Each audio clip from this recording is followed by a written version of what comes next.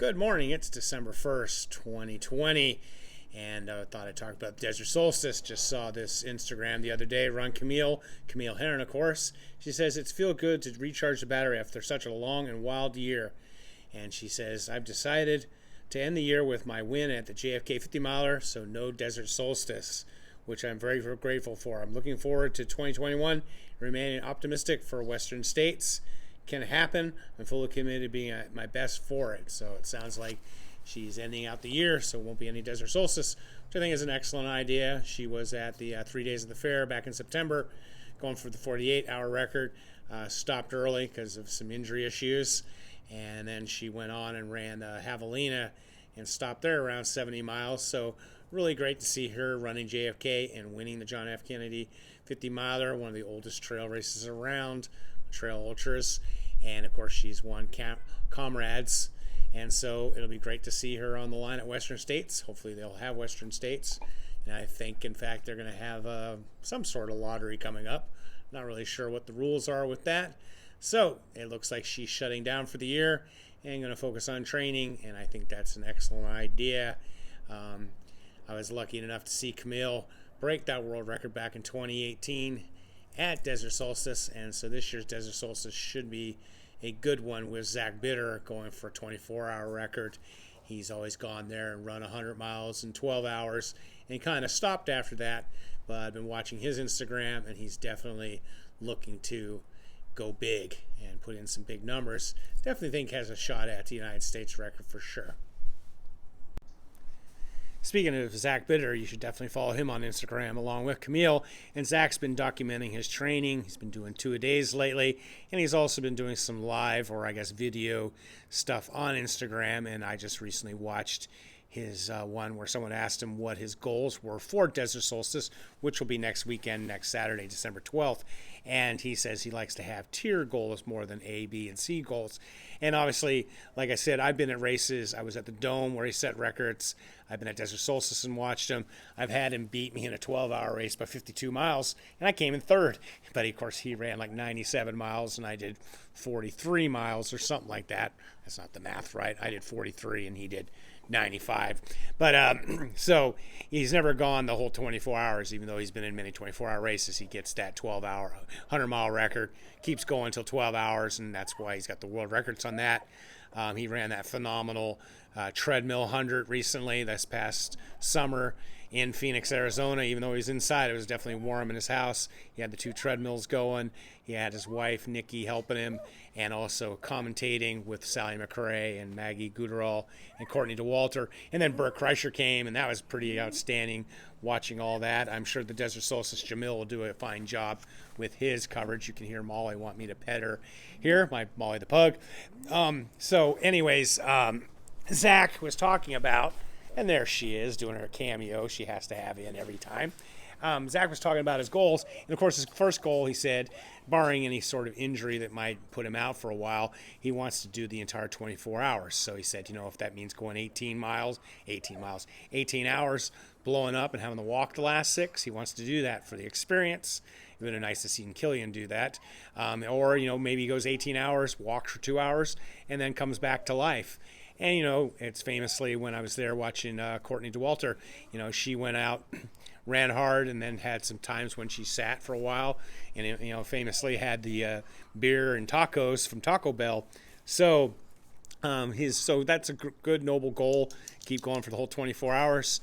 His A goal, of course, would be trying to shot. He says his A goal is to try and get 180 miles, which I guess is 8-minute pace for him, for anyone, that is. And, of course, the world record's 188, and that's 7.5-minute pace. Says he's going to go after that and then just see how things go. So I think getting over 180 would be pretty phenomenal. It would definitely be an American record, which he talks about Mike Morton owning the record at 172. And he feels that Mike, Morton, phenomenal athlete, thinks that he definitely could have went more if he'd gone after this a few more times. Mike Morton was really great, disappeared for a while, and then came back and won Badwater and set these records. So that's a 172. I definitely think Zach, as long as he's barring any kind of structural injury, I think he should get over that and break that record, which has been around for quite some time. So it should be interesting. I highly recommend. Like I said, check out Zach's Instagram. I don't believe he has a YouTube page. And so that's Zach's preparation, and I'll talk about the other athletes coming in the next segment. Now, the Desert Solstice is an elite 24-hour race. It's been going on since 2010. Aravaipa started it. It's at a high school. It's kind of in the downtown Phoenix area. Nice all-weather track, pretty well lit, and they just limit the field to 25 athletes. You have to hit a certain mileage requirement. And then back in 2014, one of the athletes that I coached and worked with, Stacy Costa, did 31 miles or so at the Dome in Alaska when Zach also broke some records there. And so she got invited, and so I went and crewed her at that 2014 race. And that 2014 race was kind of the great one for the women. John Cash won it with 154 miles, but Caitlin Nagy was 151, and Tracy Falbo was 147 for fourth place. So they took third and fourth. Of course, they went on and helped the American women win the world title in the 24-hour race, and they're still going strong. My runner, Stacy, she wasn't having the greatest day, but I kept telling her, hey, it's a 24-hour race, keep going. And so probably at 100 miles, she was probably in 20th or so, and then she just kept moving, and she ended up getting sixth overall. So congratulations to her. She ended up doing 126 miles just in front of Dave Proctor, who everyone's familiar with the Backyard Ultras and his attempts at 6 days. So that year was a great year to go to the race. It was the first time I'd been to like an elite 24-hour race. I'd run a few of them myself, excuse me there. Yeah, in fact, Dave Proctor was the winner at 14:21 in the 100. They do give an official 100-mile split.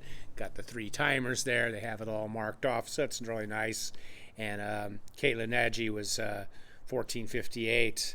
And I remember, I don't even see her. Yeah, Stacy was 10th to the 100, I guess, not 20th. There was 16 people made it to 100. So some people dropped out, did 50Ks or 50 milers. So it was an interesting race. One of the things that was also interesting was the first year, this was 2014, that I saw Courtney DeWalter in the race. I'd heard about her. She showed up, ran really strong, had the famous baggy shorts like myself, so really loved that. And she was motoring along pretty good. She ended up doing the 100 that day and was 16:17 for that race. So then I didn't go to the race, but obviously followed it for a few years. And the next time I was at the race was in 2018 when Camille Herron won the event. When I went to the first Desert Solstice, I'd been to the Across the Years earlier that year, and so I knew it got cold in Phoenix, but man, you still forget how cold it is. Of course, on early December, it's not as cold as the end of December, but I remember in the late night, in the early morning, frost on the field. And so when I returned to 2018, the weather conditions were a little better. It ended up being a beautiful day, and there was an amazing, great race. Of course, Camille took the lead.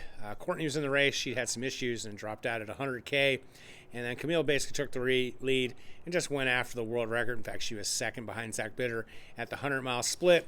And then she ended up doing 162 miles. What was amazing was the race for second through fifth place was very close.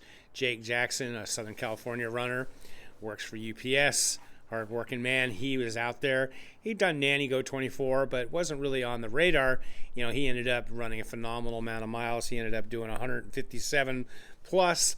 He ended up making our national team and helped our team win the gold at the 24-hour race, the World Championships, that is. And then Greg Armstrong was at 155. Nick Curry was right behind him, 155. There was only 0.05 to 0.036. So 70 meters separated the two of them. Kind of sounds like when I did that 48-hour race and I got third place male by 60 meters. And then Bob Hearn was 154. So you've got all those guys within 3 miles of each other, second, third, fourth, and fifth. Nick and Bob are both phenomenal runners, and that Nick and Bob both are just the pacing kings. They just have such a steady pace throughout the entire race. Nick is a Curry, Jamil's brother. He used to be with Aravite, but now he's off on his own career, and he always runs phenomenally well at these things. And then, of course, Bob Hurd's the mad scientist, and he always has it dialed in. And he's had a pretty good year. He went to Vol State and got second there, and then he went to the 3 days of the fair and pulled off broke some of his own national records in the 48 hour, and he's going to be at the Desert Solstice this year. And then the great guy Armstrong, he runs in sandals, so pretty phenomenal race there. And now we'll talk about what's coming up for this 2020. They got the list on 2020 for Desert Solstice up on Ultra Sign Up. Of course, like I said, Camille Herron is not going to run, but Zach Bitter, of course, is on the list. Also, we have Harvey Lewis, who this year broke the 30-year-old plus FKT Badwater to the top of Mount Whitney that Marshall Orlick had set years ago, of course, 30 plus years ago. So he will be there. He's always running great. He does the backyard ultras. He's been on USA 24 teams in the past. Marissa Lisick, who won the Desert Solstice women's division a year or two ago, and then just blasted onto the scene this year and beat the 48-hour record that Tracy Falbo had set when she was at 3 days of the fair. That was a race where Camille was going for the records, and then she stopped due to injury. So Marissa's going to be there. Be interesting to see how well she's recovered from that. Oliver LeBlanc's another person I've heard about. He owns the 48-hour record, I believe, for the United States. And then, of course, Jacob Jackson's going to be there. I expect to see big things from him. He's done some virtual races this year, but it's kind of stayed out of racing too much, and he's been training hard, and he's been training some specific workouts like Zach Bitter, so it should be interesting to see how he does. And then if you go down here, you got Nick Curry and Bob Hearn. Nick is, how old is Nick? Nick's 33. Bob is 55, so Bob will be eager to continue breaking some records now that he's 55. And of course, him and Nick are the great guys to be pacing.